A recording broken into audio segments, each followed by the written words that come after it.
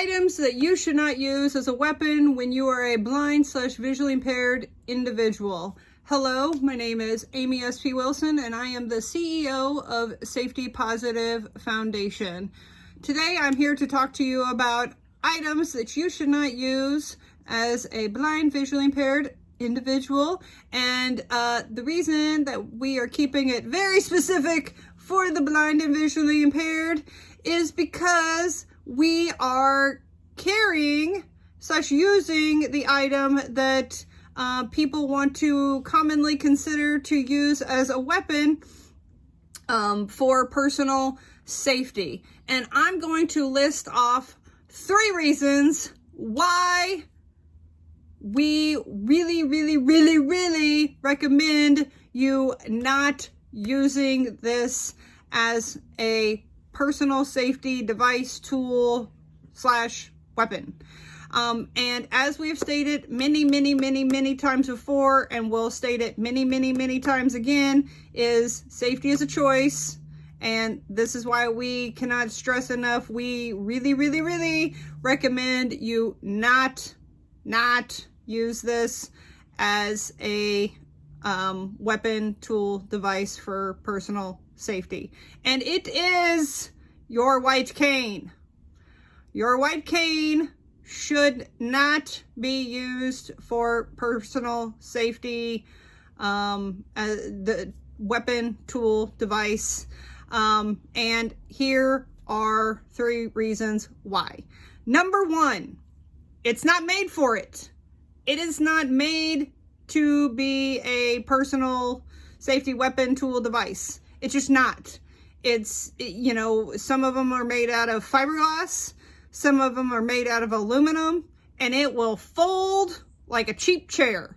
And so, you know, if you're trying to use it for personal safety, it's not, you're going to end up with a broken cane. So not only have you been assaulted, now you got a broken cane on top of it. Like it's bad. It's not a good situation to be in.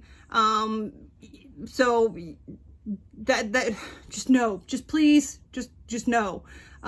There are other tools, devices that, that can be used if you're, wanting some sort of like bar type of thing, like a cane would be. You can find different devices that are, made just like that you could carry around. So we can suggest those, just not your white cane. All right.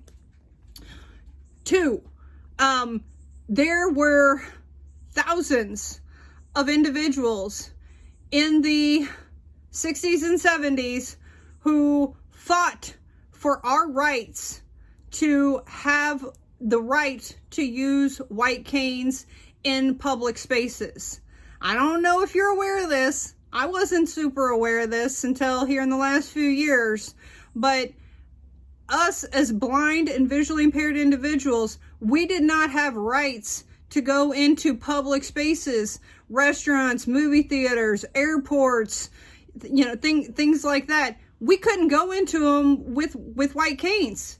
We were denied access to these places. Even having apartments, we couldn't go into them because of white canes. We were denied access. And that just seems like crazy talk now. I mean, I know it's something that we encounter, hearing people with guide dogs, but that was once upon a time us with white canes. So we're not that far removed. So, thousands of blind people fought for our rights to get equal access to these places so we could be independent blind people. And if we go around starting to use our white canes as weapons, we can lose this right to be able to use our white canes so we can live independent lives. We're disrespecting these people who fought so hard for us to have these rights. So that's, for me, I'm just, what? No, we can't do that to these people. Like, no, it's imperative that we be able to live as independent lives as we want. So that's two. Okay, that's tip two. And I could probably rant more. I'm just gonna not. So that's point two. All right. And for tip three, or not tip three, but for point three is, ultimately is, if we go around and start using them as weapons and the public starts to think of these, tools, mobility tools, as weapons, the lawmakers can go, okay, we're going to start, revoking these white cane laws in these states, and they're going to start losing their access. And then we're really, we're screwed. We're screwed. We're not going to be able to go to our favorite restaurants. We're not going to be able to, get on the trains and planes and do all those things. And so I want you to be really mindful when it comes to, thinking about, using your cane, because we want to be able to have access to these places. And if we have people going around using these as weapons, we will lose these rights. It's scary times out there. I understand that 125%. Believe me, I hear stories all the time. But lawmakers are always itching for something to change, to alter, and the more that they're fearful of things that they don't understand, they're going to change it. They're just going to be like, boop, change, let's change it. So please understand that this is super duper important, that we start changing the narrative of what we use as personal safety devices and tools. And it's not our white canes.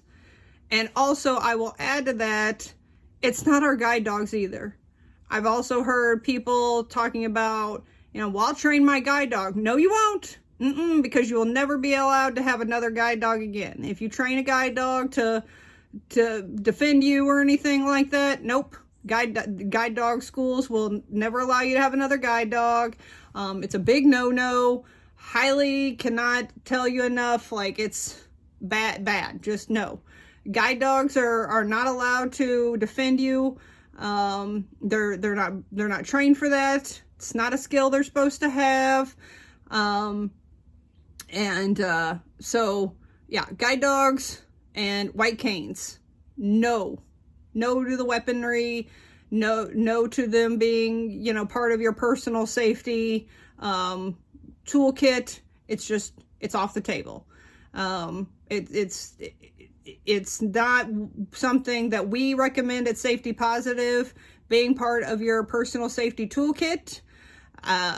We understand that everybody's got a choice, but it's not something that Safety Positive Foundation recommends as being part of of your choice. So I hope that this was a informative video for you. I hope that it's not something that, completely crushes you, but I hope that it brings some positive insight into why we here at Safety Positive are so extremely passionate about why, when the question is brought up about, well, can I use my white cane for personal protection? No, you cannot. No, I don't scream it at people, but it is it is a very, very common question we get in presentations. So that is why it is our first topic of the month for October when it comes to the weapons conversation, because we want to address it right out the gate. It's just, we don't recommend it. So anywho, as always, keep it safe, keep it positive, keep it safety positive, and we'll see you next time.